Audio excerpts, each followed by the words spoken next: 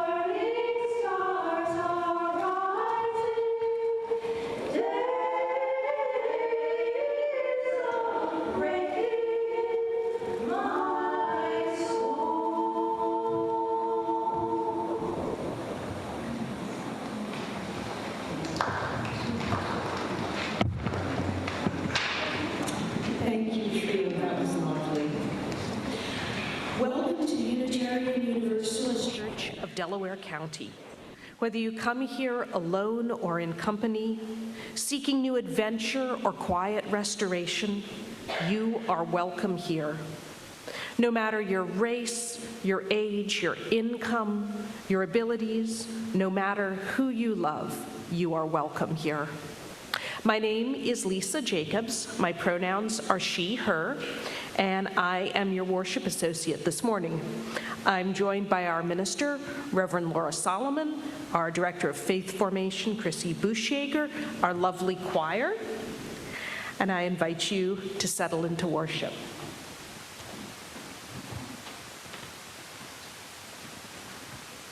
Thank you, Chrissy. Good morning. My name is Reverend Laura Solomon. My pronouns are they, them. I invite you to take a breath with me this morning.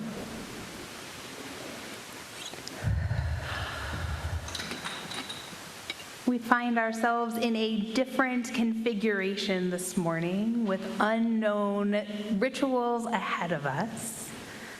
I invite you to breathe into that unknowing.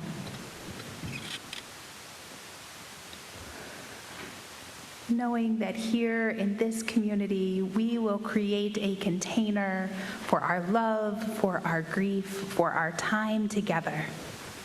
It is good to be here this morning. We've lighted our flaming chalice, the symbol of our Unitarian Universalist faith, with Unitarian Universalists all around the globe. I invite Lisa Jacobs to lead us in our chalice lighting this morning. So we're doing our embodied chalice lighting this morning. I invite you, as you're willing and able, or as you feel called this morning, to rise or to remain seated and to perform the gestures as we say together the words on the screen. By the light of the sun above, by the strength of the earth below, by the fire of inspiration on my right hand, By the water of compassion on my left hand, I light my flaming chalice within and shine its light out into the world.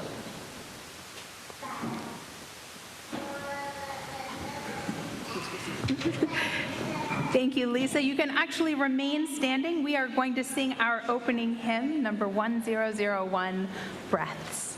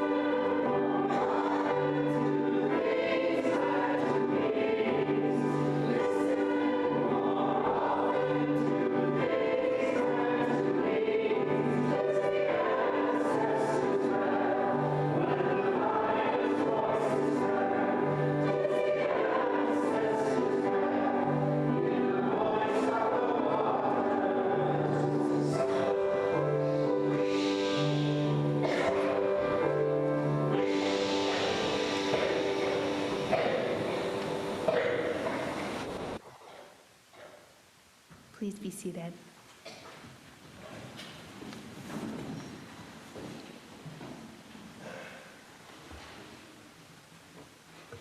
Each week we take a quiet moment to light our candles of community, justice, and hope. A quiet moment to center ourselves in love for one another and to recommit ourselves to the work of justice and liberation in the world. We first light our blue candle for community. This candle is for you and your loved ones, for the ever-rippling concentric circles of love that spread throughout this community. There is power in naming the people on our minds and hearts aloud, so I invite you to speak aloud or write into the Zoom chat the people on your mind and heart this morning. My son,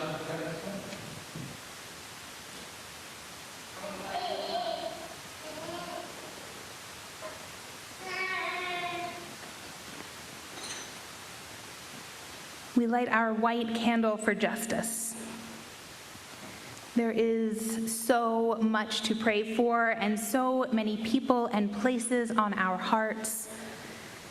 This week, I am thinking particularly of all those in our community who rely on SNAP, Supplemental Nutrition Assistance Program, benefits to feed themselves and their children.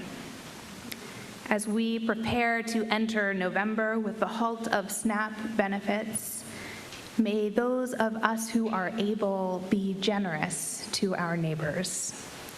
May those of us in need remember to ask for assistance when we need it. And may we work together for justice for all. And we light our purple candle for hope. May we take the risk of loving the world this week.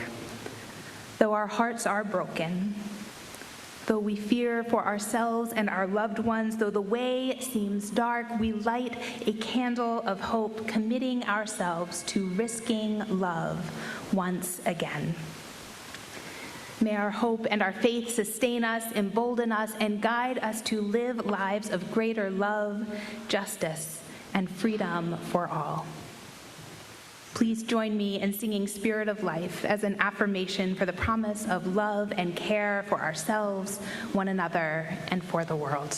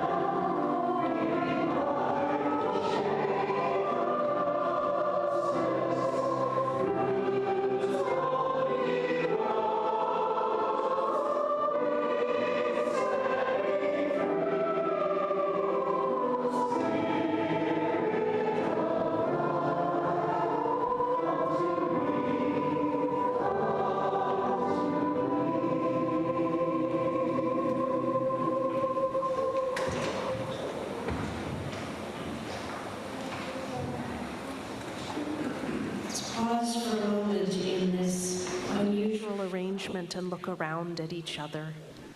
Most Sundays we see the back of each other's heads and whoever's standing at the front, but today we can look around and see the beloved faces, young and old, longtime members and new visitors, and realize that the web of community extends across this room and beyond these doors, across our land and out into the wider community.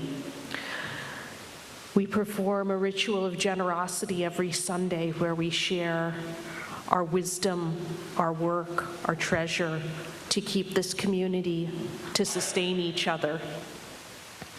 In addition, each week we share half of our offering with a community organization beyond our walls. This month it is the Lenape Nation of Pennsylvania. And so as we share our treasure and our time, our web grows wider and stronger to make a better world. The offering will now be generously given and gratefully received.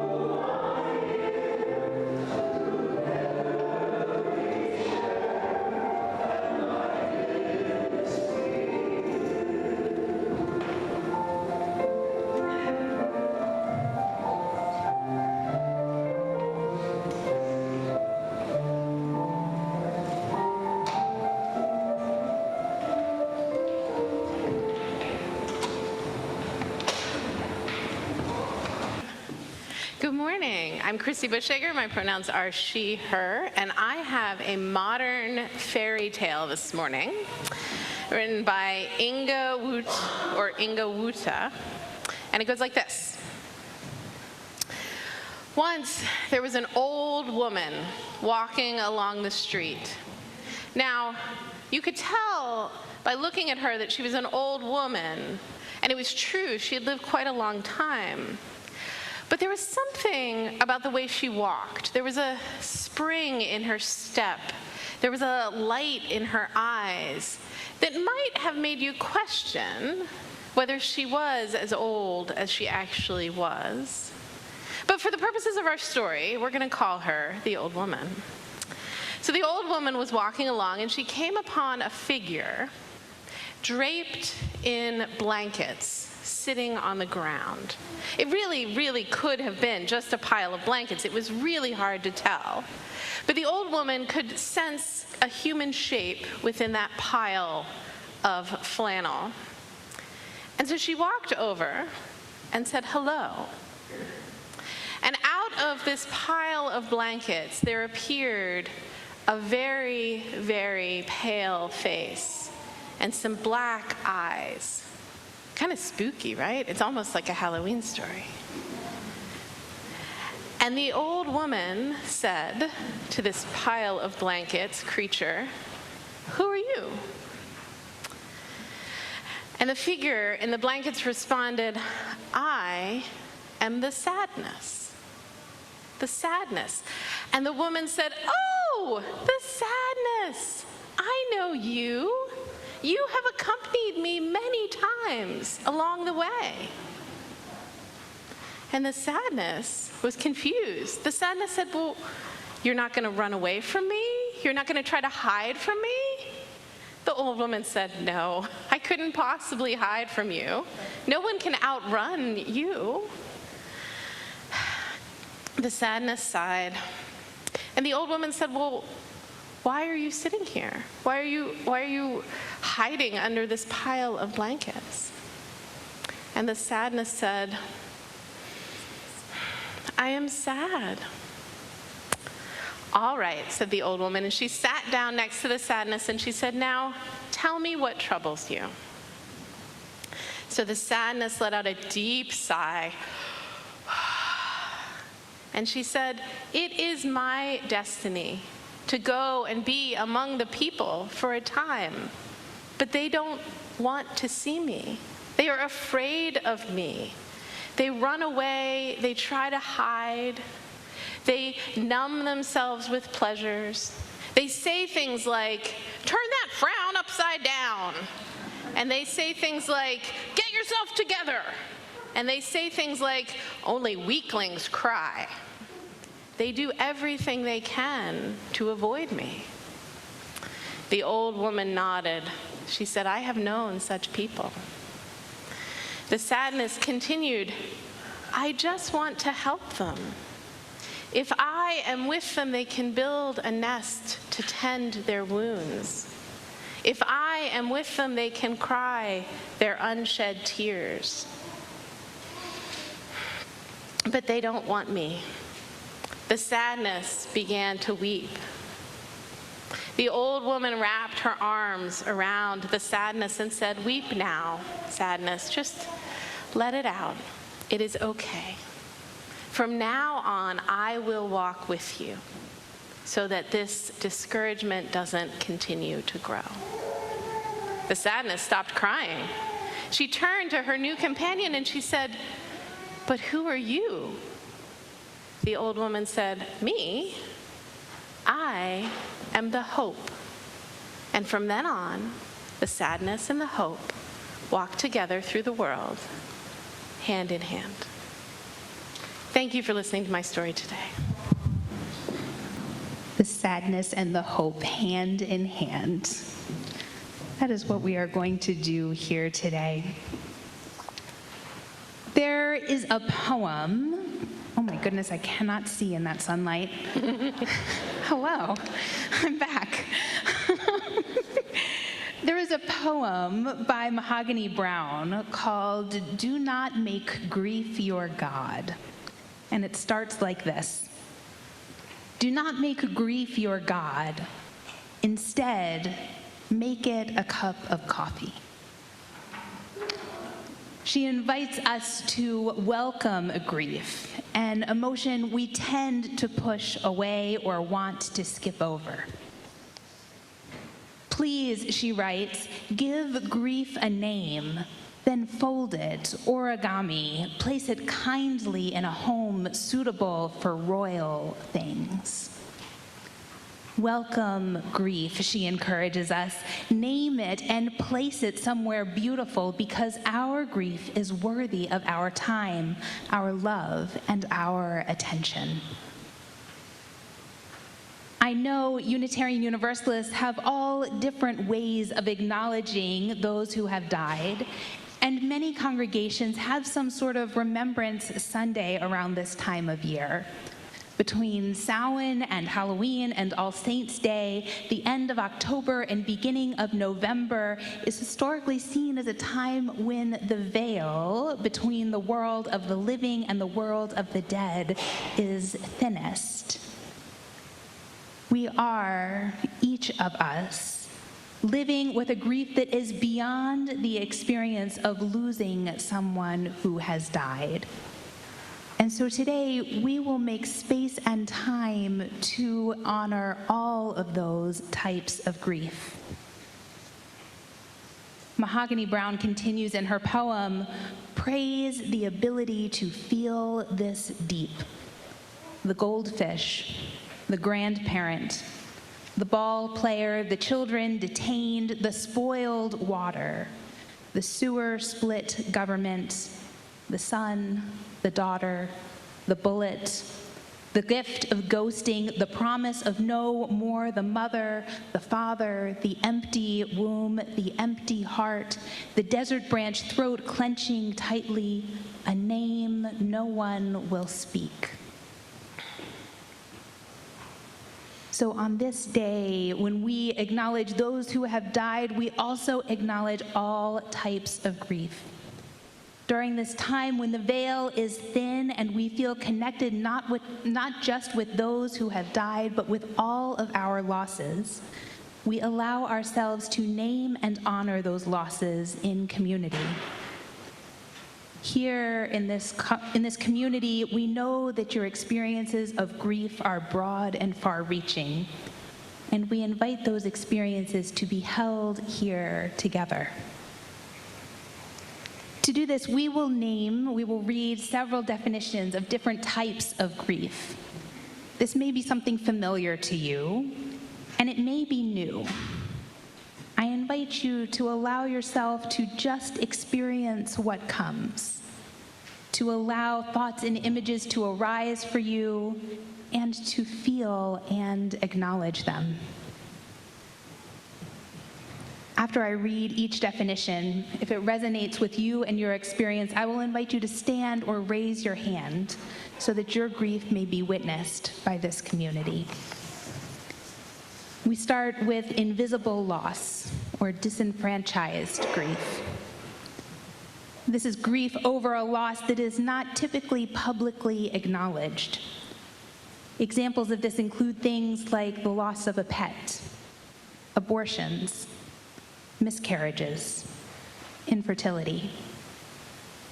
It could be the loss of an ex-partner, the death of an online friend, or the death of a person you never knew but to whom you were connected, like an absent parent or an unknown sibling. This kind of grief may feel particularly lonely, like no one understands why we feel sad or angry. We may even have a hard time explaining it. Our bodies may feel restless, unsettled. We may have heavy feelings in the pit of our stomachs. Sometimes we may worry that this type of grief is not real or important. We may feel embarrassed. But in this community, we know our feelings are real and we hold one another with love. If you are living with an invisible loss or living with disenfranchised grief, I invite you to stand or raise your hand.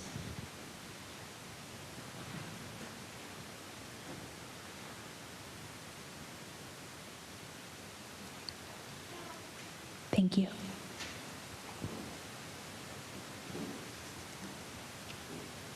Our next type of grief is what most of us think of when we hear the word grief.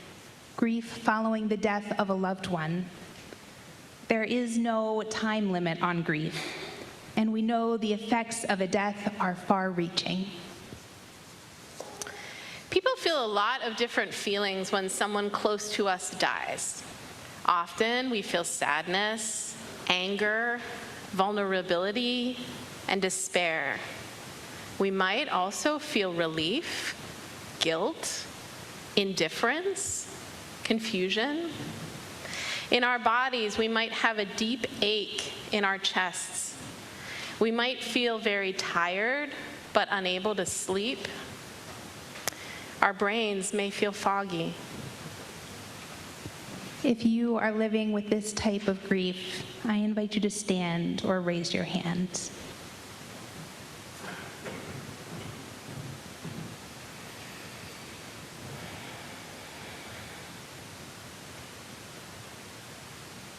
Thank you. Collective grief is the grief experienced by a group. The grief of a town, a country, the grief a community experiences following a tragedy or crisis. The pandemic caused collective grief. War brings on collective grief. Mass shooting events and community violence bring on collective grief. We are all living with the weight of collective grief.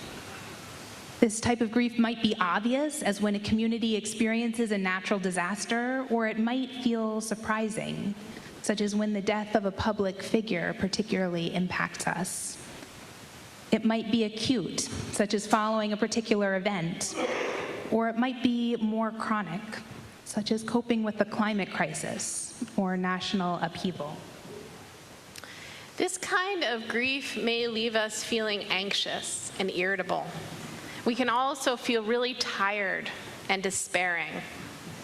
Sometimes collective grief happens when something good is happening, which is confusing. Like the feeling when we move from elementary school to middle school. We might feel sad to leave a place that we love, scared of something new, but maybe excited too. We might feel in our bodies a lot of movement or sleepiness or tiredness.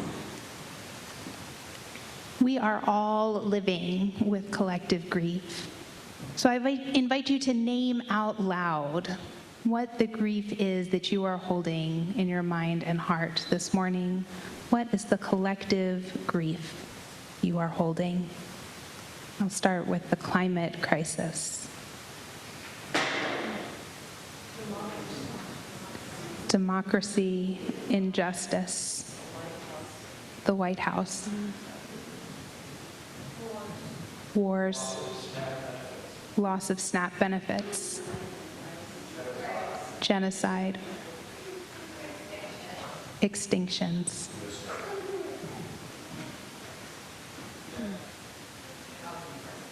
Housing crisis. Thank you.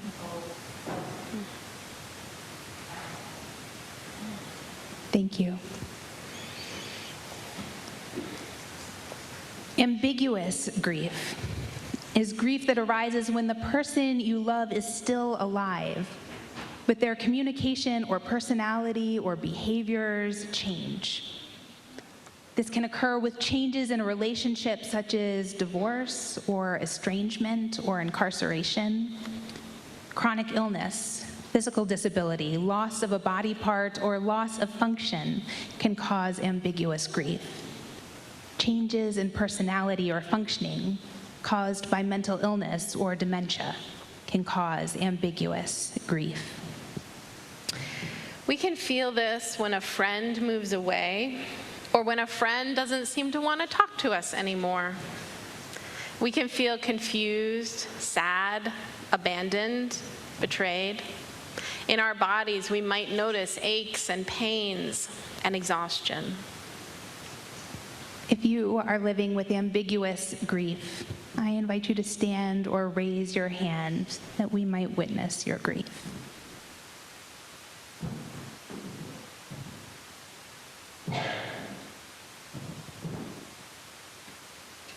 Thank you.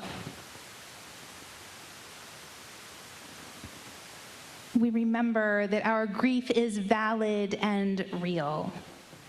That grief is a normal, healthy, expected response to loss and to love.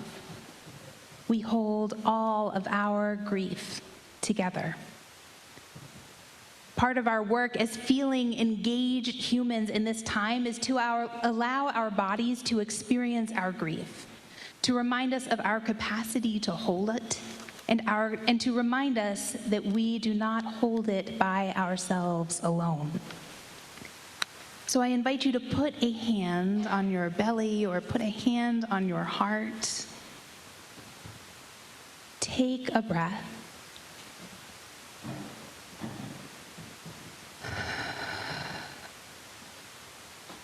And look around. Take in what is around you, the light, the space, the windows, and the people around you.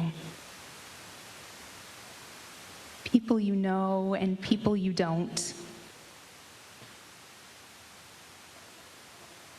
As you look at the people around you, I want you to think or say aloud if it feels right, we hold this together. We hold this together. We hold this together.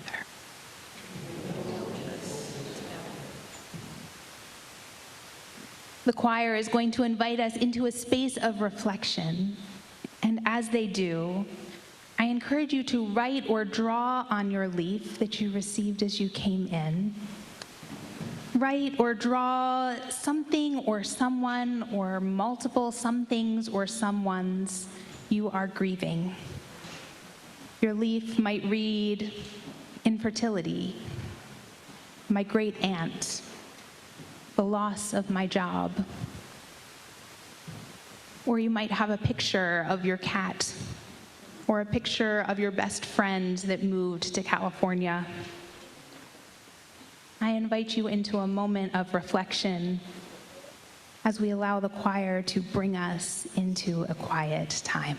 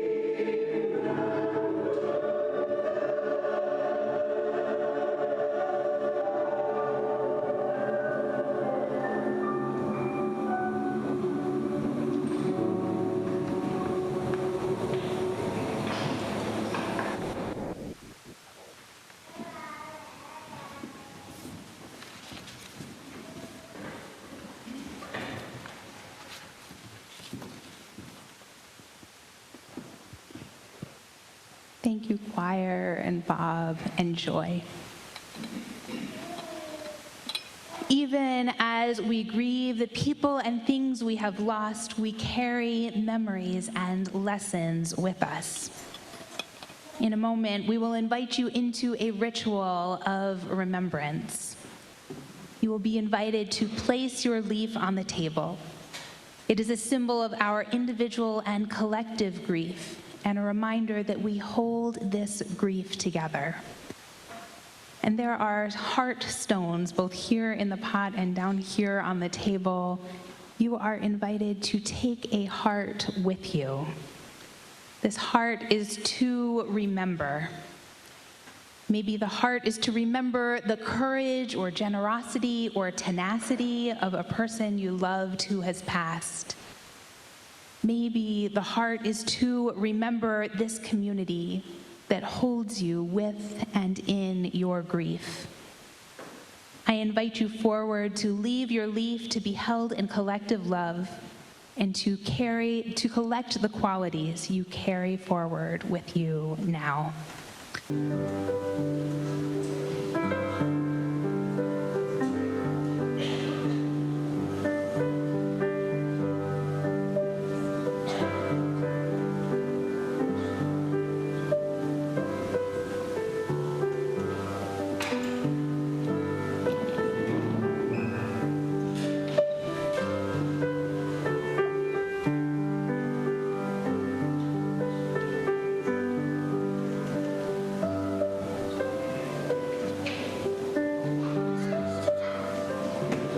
Put your leaf on the table if there's a thing.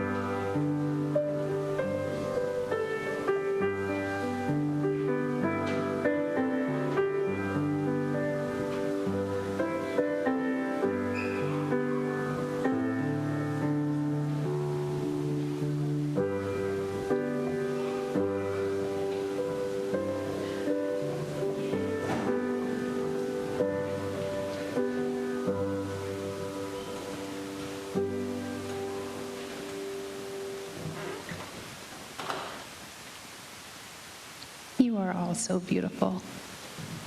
Thank you. I invite you to call out what you are taking with you. What did those hearts represent that you are carrying with you today? Love, hope, peace,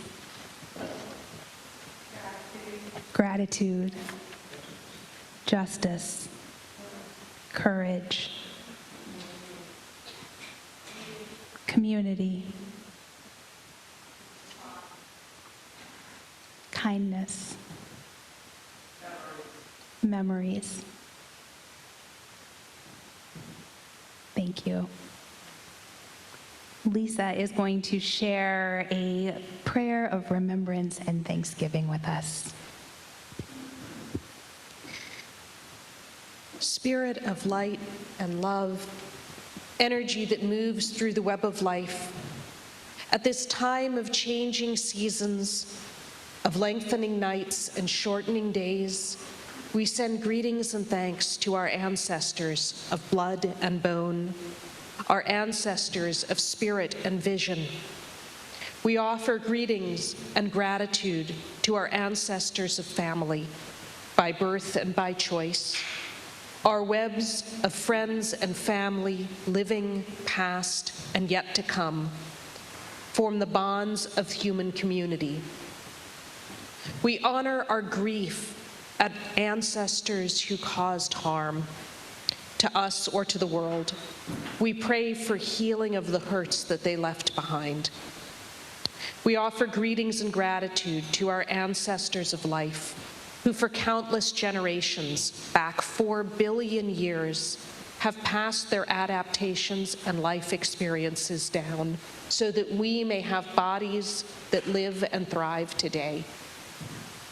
We offer greetings and gratitude to our ancestors of knowledge who explored our world, asked questions, invented things, who made our lives easier while leaving us questions to answer ourselves. We offer greetings and gratitude to our ancestors of spirit who opened their hearts and souls to imagine the impossible, who dreamed of a better, more equitable world, and who fought to make it so.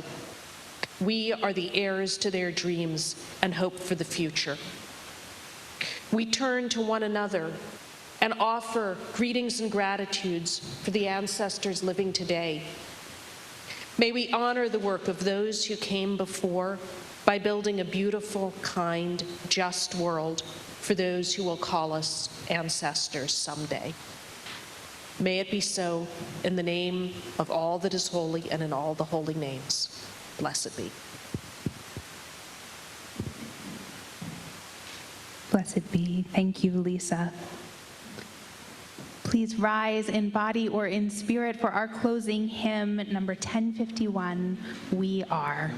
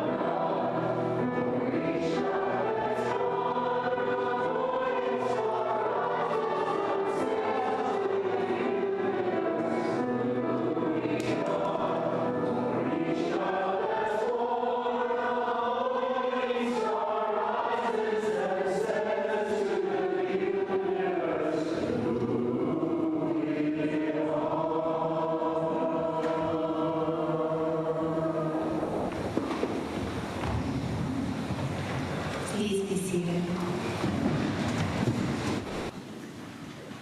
Ruth, I'm realizing I did not give you a copy, but I have it up here. Do you want to come read it?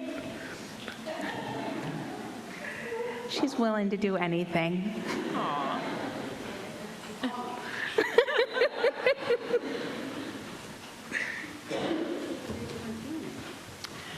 So the reason I love doing this is because I get to see you.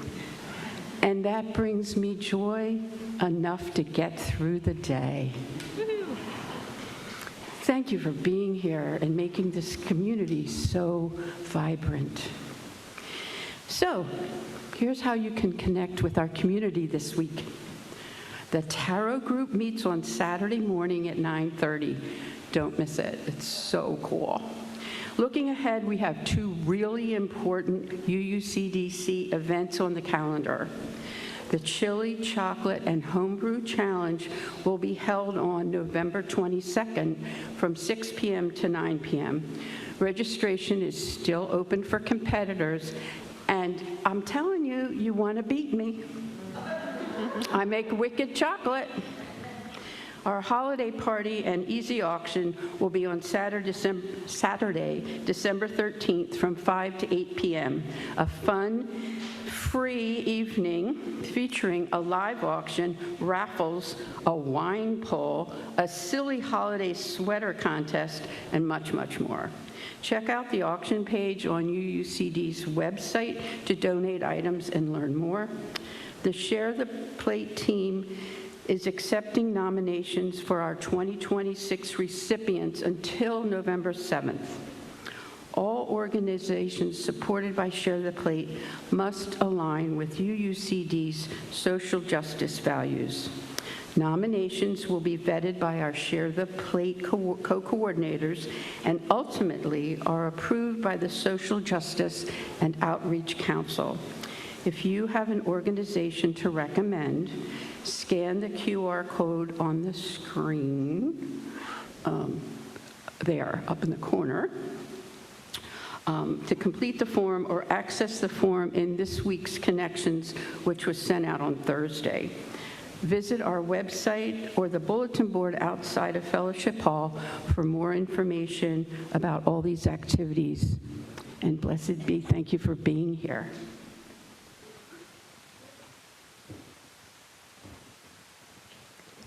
Thank you, Ruth. The wonders of technology, able to pull it up on the fly. We are going to extinguish our chalice with the words that we heard earlier from Mahogany Brown. "Do not make grief your God," she writes. "Instead, make it a cup of coffee. Please give grief a name, then fold it origami. Place it kindly in a home suitable for royal things. May our grief be held in the love of this community, and may we carry forward our memories, our hopes, and our dreams." Please join me in reciting our benediction. For those who come here seeking God, may God go with you. For those who come here embracing life, may life return your affection. And for those who come to seek a path, may a way be found and the courage to take it step by step. Blessed be. Go in peace.